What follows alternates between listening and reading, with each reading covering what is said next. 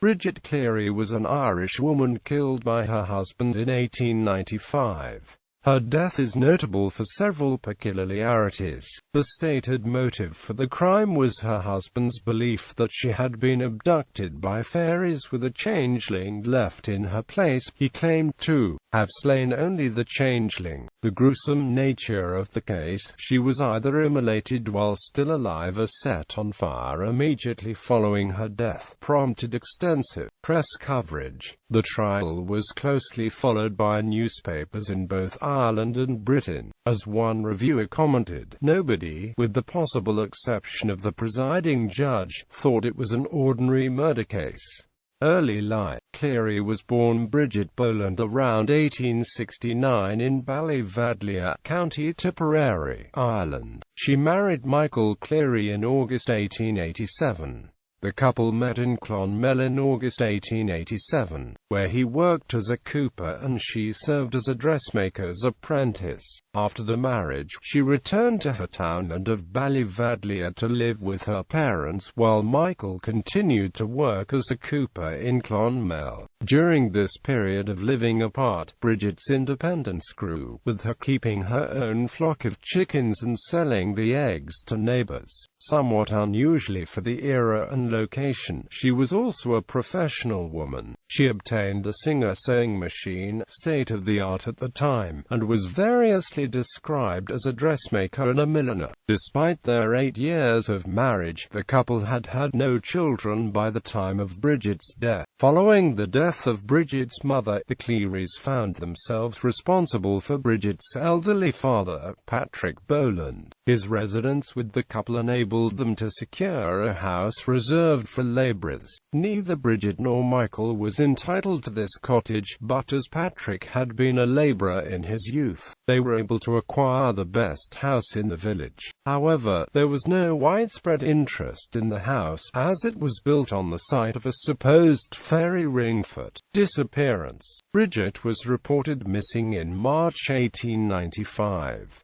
She evidently had been ill for several days, although her specific diagnosis is unknown. More than a week into her illness, on the 13th of March 1895, a physician visited her at her home. Her condition was considered sufficiently grave that a priest soon followed, to administer last rites. Several of her friends and family members attended her over the next 2 days, and a number of home remedies were administered, including one ritual that anticipated her later demise. Her father and her husband accused her of being a fairy sent to take Bridget's place. Urine was thrown on her, and she was carried before the fireplace to cast the fairy out. By the 16th of March, rumors were beginning to circulate that Bridget was missing, and the local police began searching for her. Michael was quoted as claiming that his wife had been taken by fairies, and he appeared to be holding a vigil. Witness statements were gathered over the ensuing week, and by the time Bridget Cleary's burnt corpse was found in a shallow grave on the 22nd of March, 9 people had been charged in her disappearance, including her husband.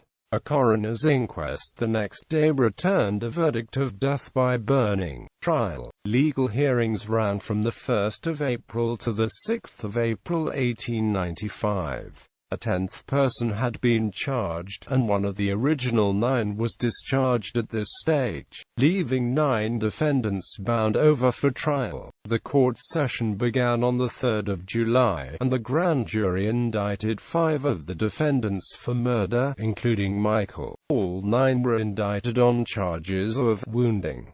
The case proceeded on to trial. The evidence showed that on the 15th of March, Michael summoned Father Ryan back to the Cleary household. Ryan found Bridget alive but agitated. Michael Cleary told the priest that he had not been giving his wife the medicine prescribed by the doctor, because he had no faith in it. According to Ryan, Cleary then said people may have some remedy of their own that might do more good than doctor's medicine, or something to that effect. Bridget was given communion, and Ryan departed. Later that night, neighbors and relatives returned to the Cleary house.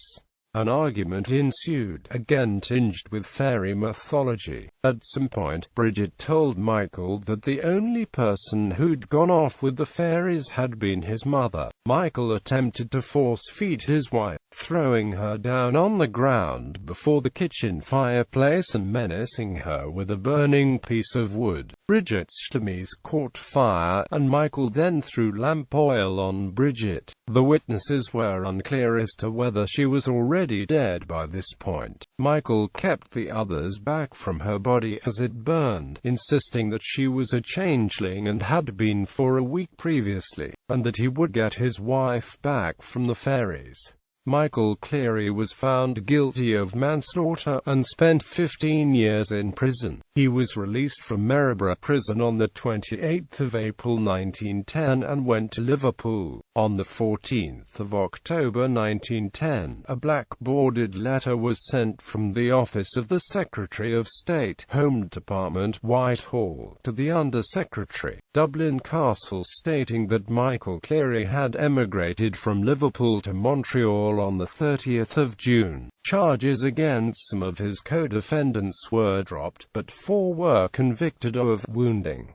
Public reaction and aftermath. Bridget Cleary's death has remained famous in popular culture. An Irish nursery rhyme reads, "Are you a witch, or are you a fairy, or are you the wife of Michael Cleary?" She has been popularly described as the last witch burned in Ireland, or as the subject of the last of the witchcraft trials, although it has been noted that Bridget was never actually described as having consorted with the devil, which is customary with accused witches. Instead, she was thought to have been replaced by a fairy changeling. Her death and the publicity surrounding the trial were regarded as being politically significant at the time. Irish Home Rule was an active political issue in England. William Ewart Gladstone's Liberal Party had come to power on a Home Rule platform, but had relatively recently lost its latest Irish government bill in the House of Lords. Press coverage of the Cleary case occurred in an atmosphere of debate over the Irish people's ability to govern themselves, and worries were expressed about the credulity and superstition of rural nationalist Catholics. The coroner who examined Bridget's corpse claimed that, amongst Hottentots, one would not expect to hear of such an occurrence. The New York Times covered the story in April and again in July 1895. The writer E. F. Benson took a considerable interest in the case, publishing a scholarly commentary on it. A recent witch burning at Clonmel, in the influential periodical The 19th Century in June 1895, before the trial itself began. It accepts the defense argument that those involved with Bridget Cleary's death acted out of a genuine belief that she had been possessed by a spirit, had no intention of murder, and were attempting to restore her to her rightful self. Benson cites a pattern of similar beliefs in savage tribes, with examples from various societies, and talks of the enormous force which such beliefs exercise on untutored minds. He points out that the door of the Cleary house was left open and no attempts were made to keep the assaults on Bridget secret. It is inconceivable that, if they had wished to kill her, they would have left the door open, that they should have allowed their shouts to attract the neighbors, or that 10 persons should have been admitted to witness the deed. Terrible and ghastly as the case is, we cannot call it willful murder. The article ends with the statement, quote, "If they killed, but not with intent to kill, still less should the extreme penalty be inflicted." In 2010, The Fairy Wife, a play by Lawrence Bullock, based on the life of Bridget Cleary, premiered in New York City, at the Producers Club Theatre, under the auspices of La Wilhelm and Love Creek Productions.